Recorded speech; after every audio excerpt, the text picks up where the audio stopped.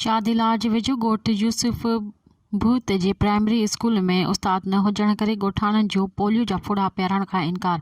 शादीलाज ॻोठाणनि इसाक भूत, शबीर भूत, बिलावल ऐं ॿियनि मासूम शागिर्दनि सां गॾिजी एहतजाज कयो। ॻोठाणनि चयो त असांजे ॻोठ यूसुफ भूत में 5 साल थी विया आहिनि पर मुक़ररु थियल उस्ताद ड्यूटी ते नथो अचे, जंहिं करे असांजा ॿारड़ा तालीम खां महरूम आहिनि।